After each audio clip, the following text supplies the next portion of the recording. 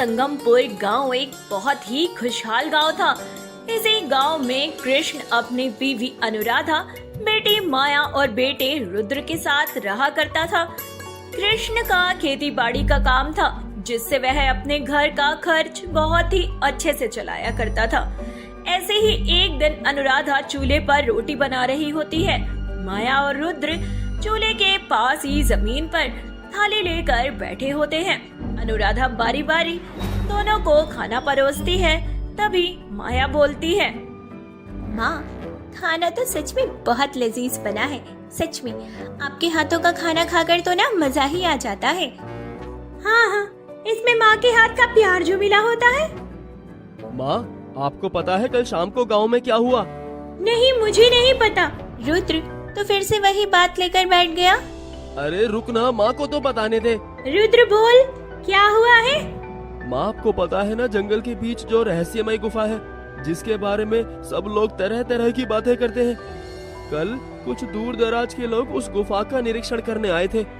उसमें से कुछ लोग अंदर चले तो गए, लेकिन लौटकर बाहर नहीं आए। जब उनके साथ आए बाकी के लोगों ने अंदर जाकर देखा तो अंदर उन लोगों का कोई नामो निशान तक नहीं मिला।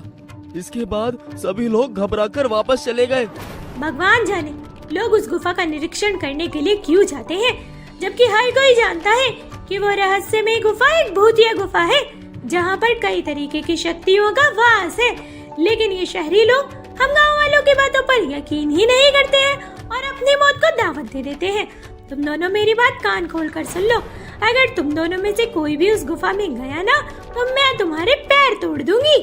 अपनी माँ की बात सुनकर दोनों भाई बहन चुपचाप खाना खाने लगते हैं। दिन गुजरते जाते हैं और आए दिन गुफा के बारे में कोई ना कोई बात गांव वालों को सुनने को मिलती ही रहती है, जिसके चलते रहस्य में गुफा का खौफ अब गांव वालों के दिल में और भी ज्यादा बढ़ चुका था। लेकिन इन सभी के बीच यह सारी बातें सुनकर रुद्र के दिल में गुफा के अंदर जाने की इच्छा पैदा हो जाती है।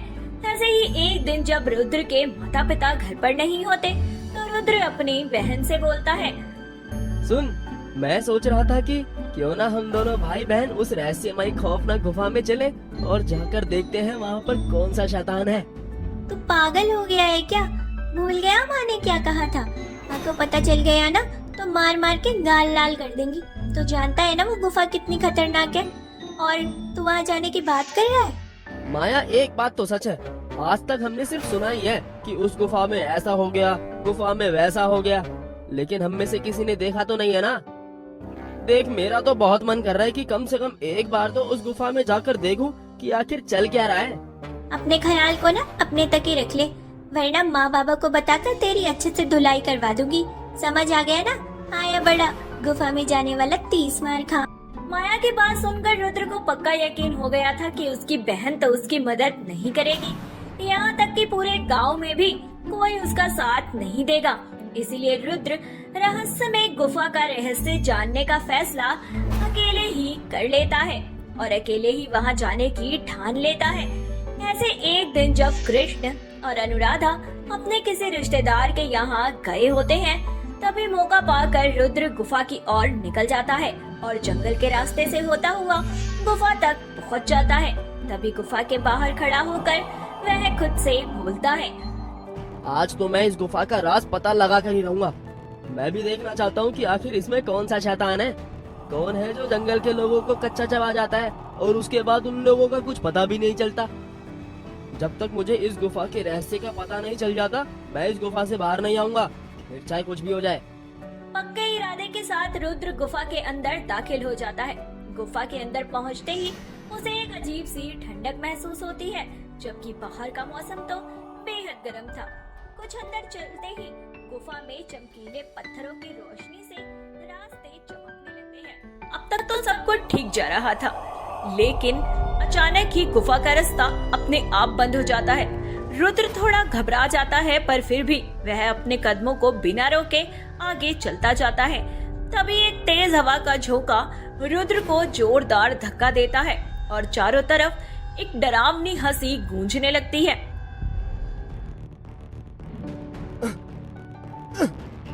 कौन है? कौन है यहाँ पर? मुझे धक्का किसने दिया? जो कोई भी है मेरे सामने आओ, मैं किसी से डरता नहीं हूँ। हिम्मत है तो मेरे सामने आकर मुझसे बात करो, मुकाबला करो। तुम्हारी ये डरावनी हंसी मुझे डरा नहीं सकती, आओ मेरे सामने। रुद्र के बार बार बोलने पर वह हंसी एकदम से रुक जाती है और चमकीले पत्थरों की रोशनी भी गायब हो जाती है। तभी हवा में उड़ती हुई एक काली परछाई रुद्र के सिर पर गोल गोल घूमने लगती है और अचानक चमकीले पत्थरों की रोशनी फिर से जगमगा उठती है। तभी वह परछाई डरावने स्वर में बोलती है,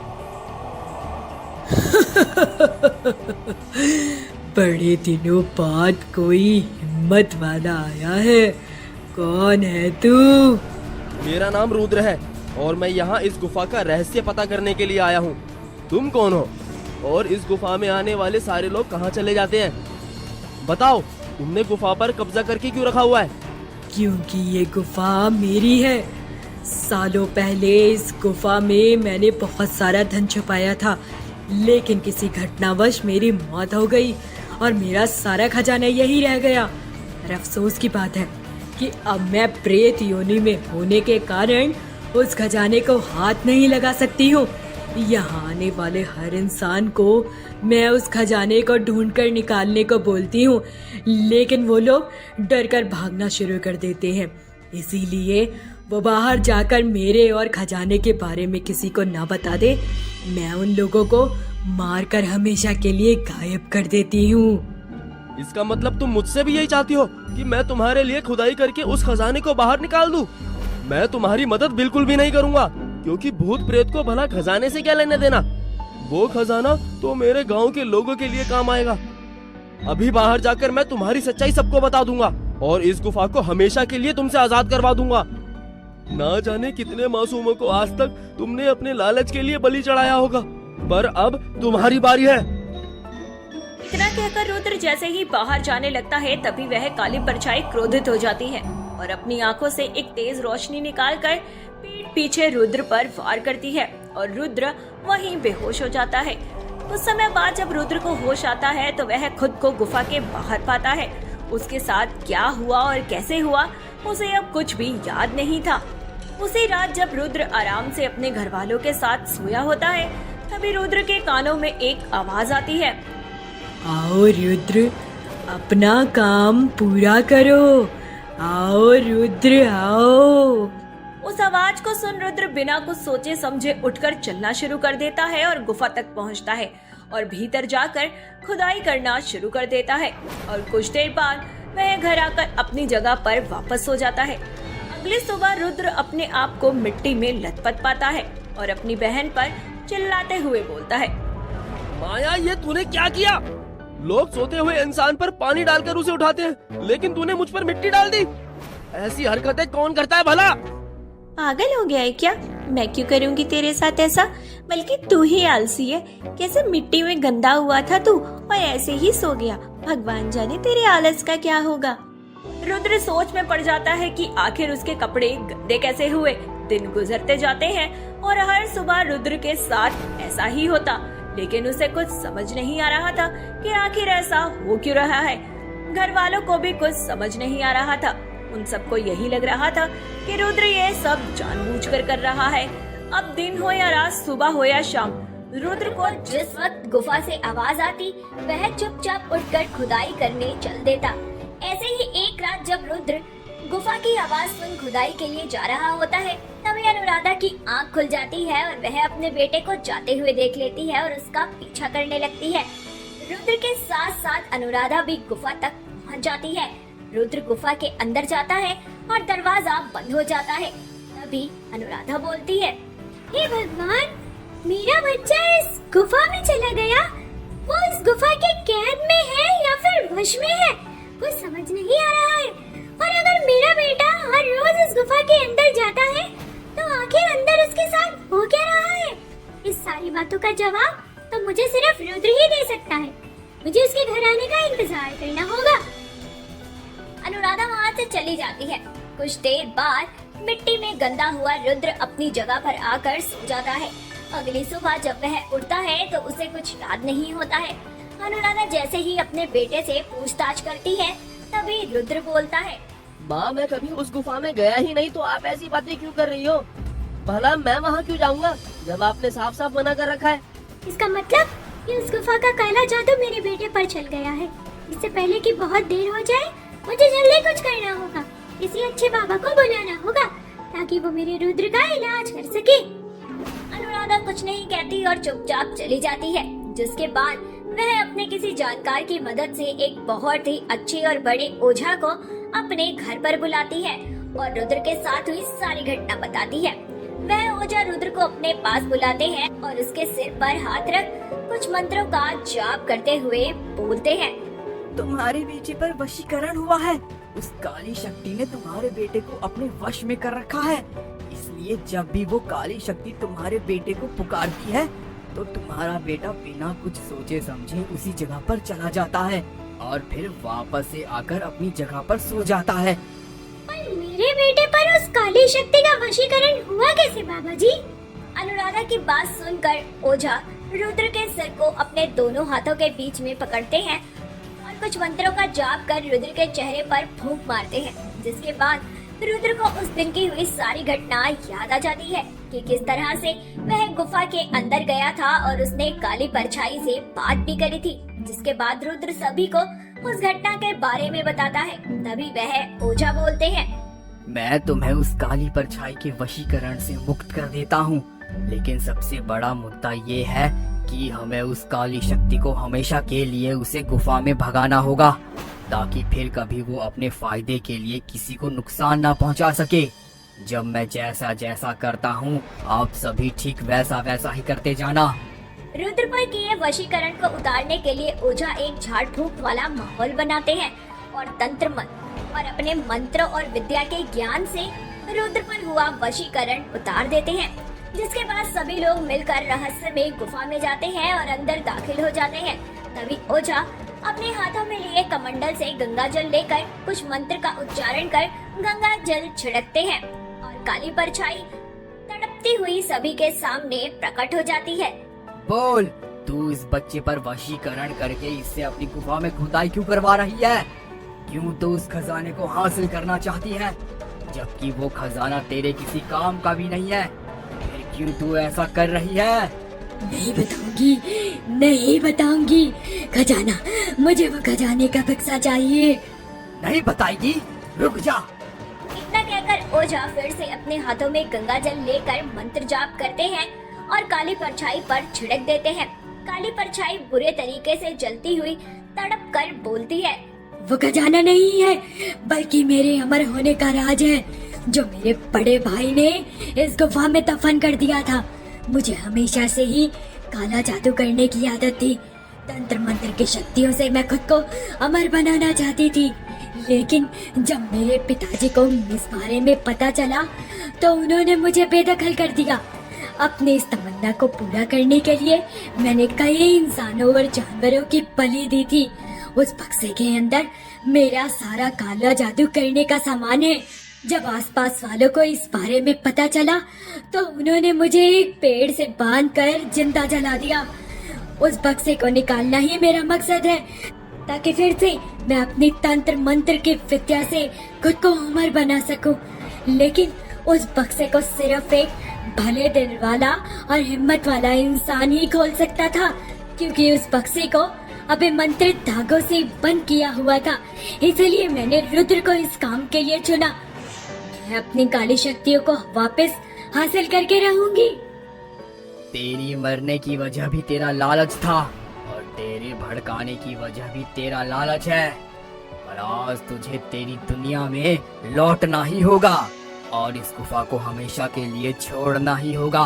तो जैसी प्रेत को अमर होने का कोई हक नहीं है। इतना कहकर ओझा मंत्र उच्चारण फिर से शुरू करते हैं और आखिरकार उस परछाई को उसकी दुनिया में पहुंचा देते हैं। जिसके बाद वह गुफा का शुद्धिकरण करते हैं और बाकी की खुदाई करके उस बक्से को बाहर निकाला जाता है और काले जादू का सारा सामान नष्ट कर दिया जाता है। और इस तरह रहस्य में गुफा का सारा रहस्य सुलझ जाता है और सभी के सामने आ जाता है।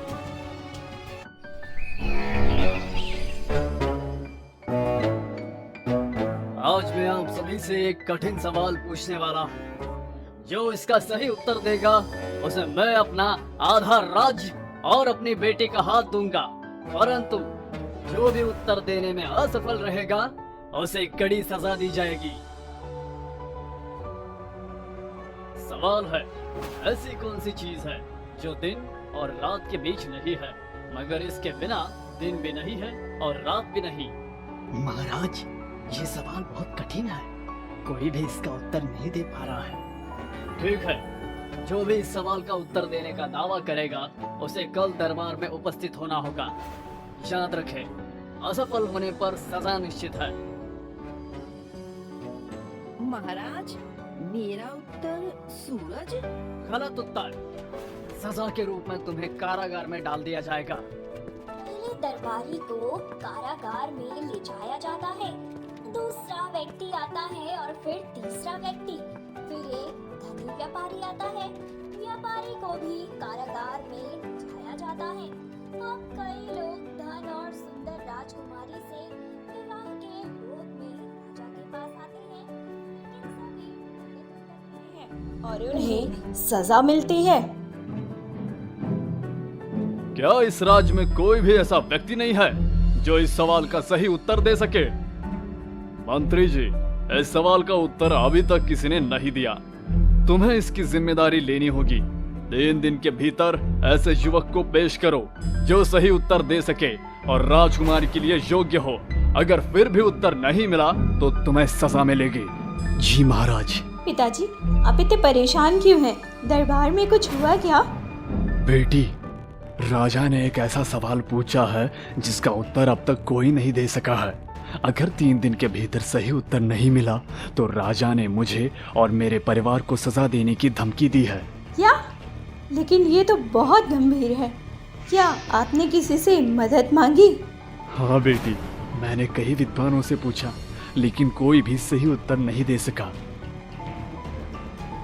पिताजी, मुझे लगता है कि मैं जानती हूँ इस सवाल का जवाब कौन दे सकता है।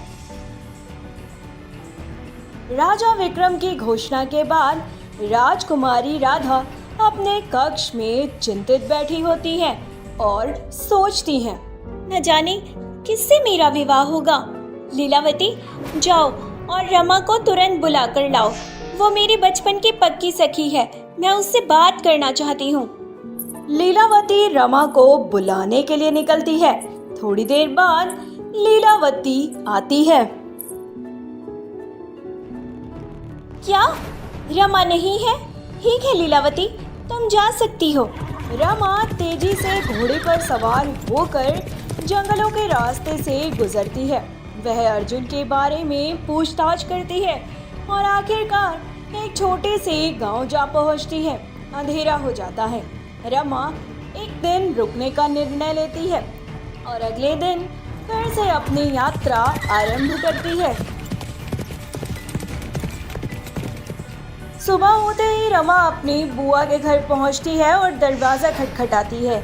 ये अर्जुन है, जो रमा की बुआ का बेटा था। अर्जुन, तुम्हें देखकर खुशी हो रही है। हाँ वाकई, तुम कैसी हो और अचानक यहाँ कैसे आई हो? रमा अंदर जाती है और अर्जुन को पूरी घटना बताती है। अर्जुन ध्यान से सब कुछ सुनता है और फिर सोच में पड़ जाता है। रमा, माँ की हालत ठीक नहीं है, मैं उन्हें छोड़कर नहीं जा सकता। अर्जुन, मैं हूँ ना उनकी देखभाल के लिए, आप जाइए। ठीक है रमा, मैं जल्दी ही वापस आऊंगा। दूसरे राज्य के राजा और उनके मंत्री बैठकर योजना बनाते हैं। हाँ महाराज, हमें उन्हें परास्त करना होगा। हमें इसके लिए एक बड़ी योजना बनानी होगी। हाँ, हमारा बड़ा बेटा राजा विक्रम इस सवाल का उत्तर देगा और उनकी राजकुमारी से विवाह करेगा। इससे हमें उनके राज्य का आधा हिस्सा मिल जाएगा और बाद में पूरा राज्य हासिल कर लेंगे। अर्जुन अपने मामा के घर पहुंचता है। उसे एक आरामदायक कमरा अपने ठिकाने के तौर पर मिलता है। वहां बैठकर वह अगले दिन की तैयारी में लग जाता है। कल का दिन मेरे लिए बहुत महत्वपूर्ण है। राज दरबार में प्रदर्शन करना मेरे लिए एक बड़ी चुनौती होगी। दूसरे राज्य के राजा और गुप्तचर राजा के पास पहुंचते हैं। महाराज, मैंने जासूसों के माध्यम से जानकारी हासिल की है कि मंत्री के घर में एक विद्वान युवक आया हुआ है। लगता है कि कल वो राजा विक्रम के समक्ष पेश किया जाएगा। नहीं, ऐसा नहीं हो सकता। उस लड़के को कल दरबार में जाने से रोको। जी महाराज।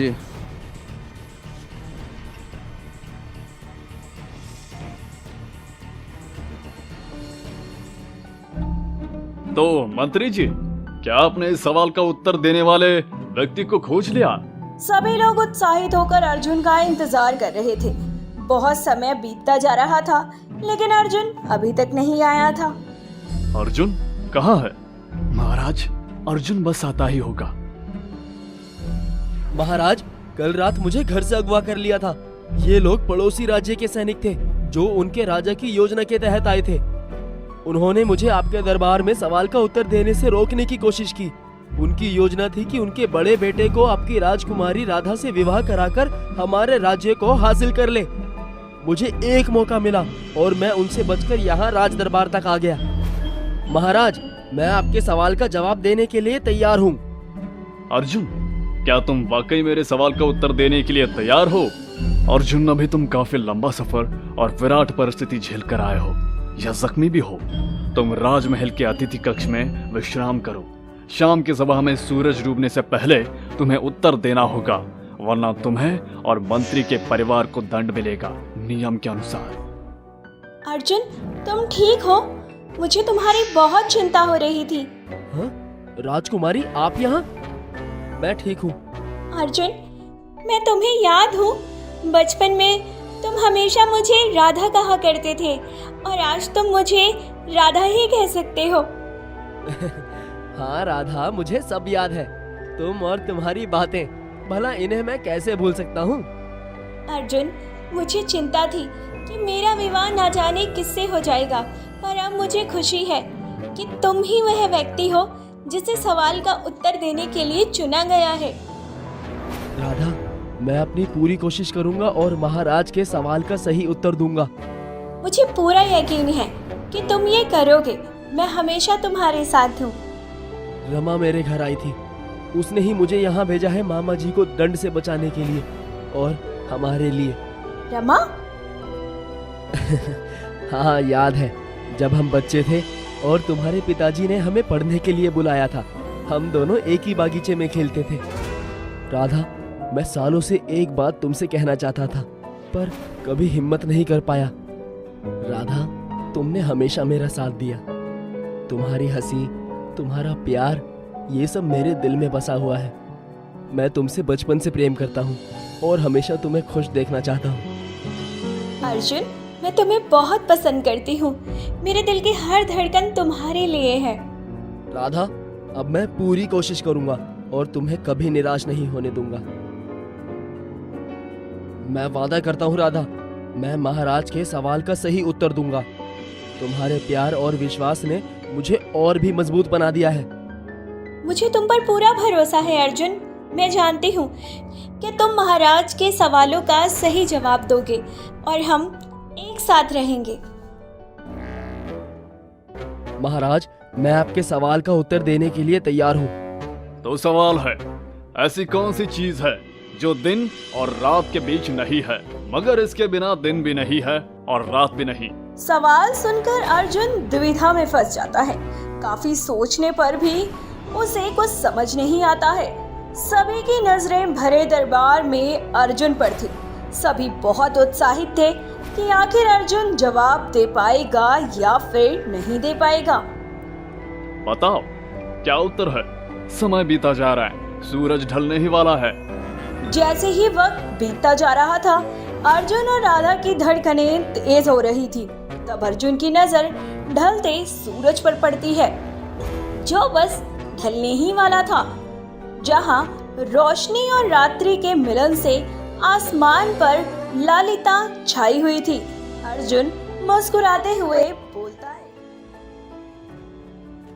महाराज, उत्तर है पड़ोसी राज्य के राजा, रणजीत के पुत्र राजकुमार सूरज दरबार में प्रवेश चाहते हैं। राजकुमार सूरज यहाँ, उन्हें अंदर आने दो। महाराज, मुझे आपके सवाल का उत्तर मालूम है और मैं राजकुमारी राधा से विवाह करना चाहता हूँ। सूरज, तुम यहाँ क्या करने आए हो? ये सवाल का उत्तर देने का समय अर्जुन का है। महाराज, मैं चुनौती स्वीकार करने आया हूँ। अगर मैं सही उत्तर दूं तो मुझे राजकुमारी राधा से विवाह करने का अधिकार मिलेगा। ठीक है सूरज, अगर तुम उत्तर दे सकते हो तो तुम्हें मौका मिलेगा, लेकिन याद रखना, अगर तुम असफल रहे तो सजा निश्चित है। जी महाराज।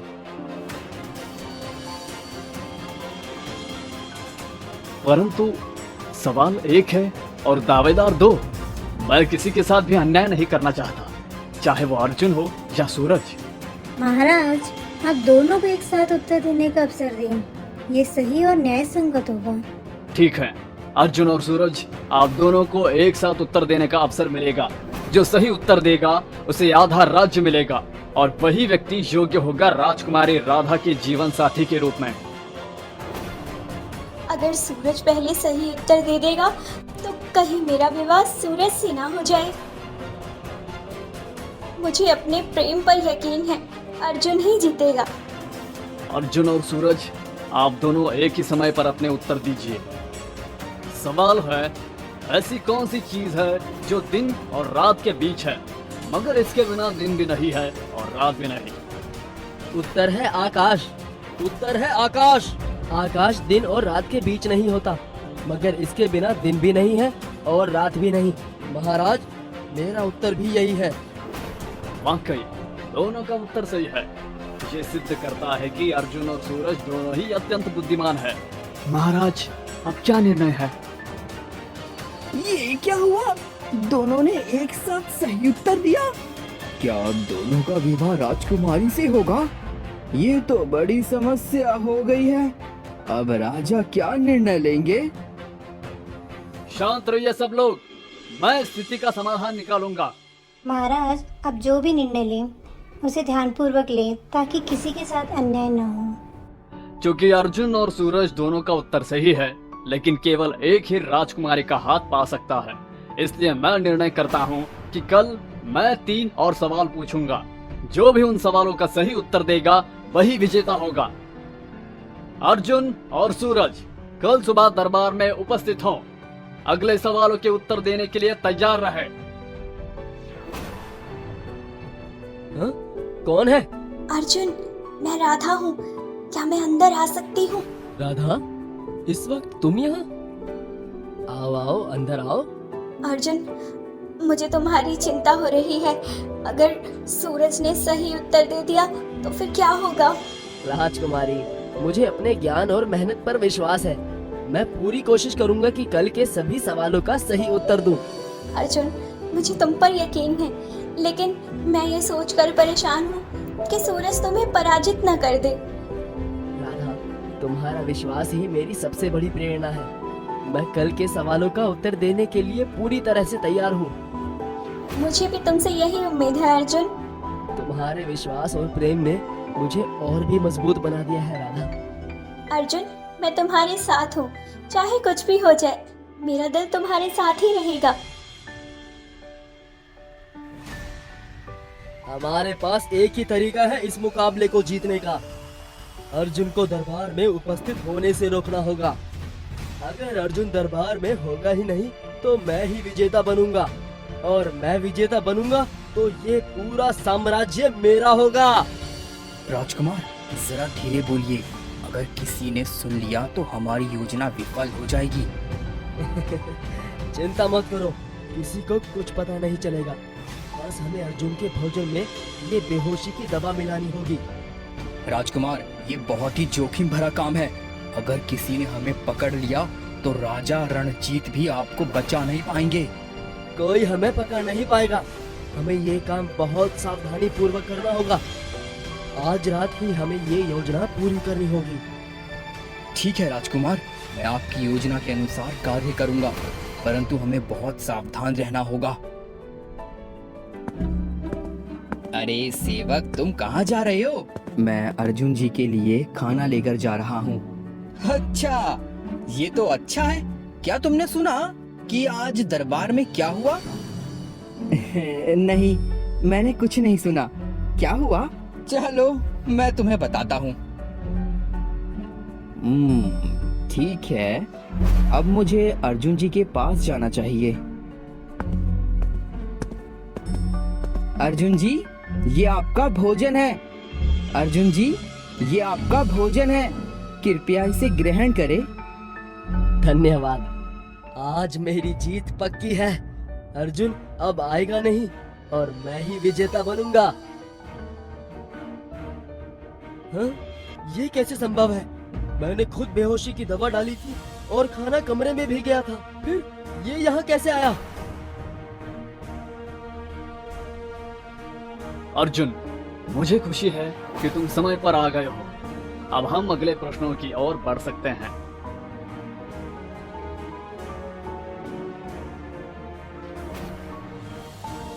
ये कैसे संभव है? मेरी योजना विफल कैसे हो गई? अब मुझे और भी सतर्क रहना होगा। अच्छा, अब मैं आप दोनों से 3 और सवाल पूछूंगा। जो भी इनका सबसे पहले सही उत्तर देगा वही विजेता होगा। पहला सवाल है, ऐसी कौन सी चीज है जो हर रोज बढ़ती है लेकिन कभी कम नहीं होती? महाराज, उसका उत्तर है उम्र। ये हर रोज बढ़ती है लेकिन कभी कम नहीं होती। हाँ, महाराज, मेरा उत्तर भी यही है, उम्र। सही उत्तर है। दूसरा सवाल है, ऐसी कौन सी चीज है जो जितनी ज्यादा ली जाती है उतनी ही बढ़ती है? महाराज, उसका उत्तर है ज्ञान। जितना ज्यादा ज्ञान लिया जाता है उतना ही बढ़ता है। हाँ, महाराज, मेरा उत्तर भी यही है, ज्ञान। सही उत्तर है। तीसरा सवाल, ऐसी कौन सी चीज है जिसका रूप बदलता रहता है लेकिन उसका स्वभाव नहीं बदलता? महाराज, उत्तर है पानी। ये विभिन्न रूपों में बदलता है, बर्फ, भाप, तरल, लेकिन इसका स्वभाव नहीं बदलता। हाँ महाराज, मेरा उत्तर भी पानी है। सही उत्तर है। अब चूंकि दोनों ने सही उत्तर दिया है लेकिन अर्जुन ने पहले उत्तर दिए थे, इसलिए वो विजेता घोषित किए जाते हैं।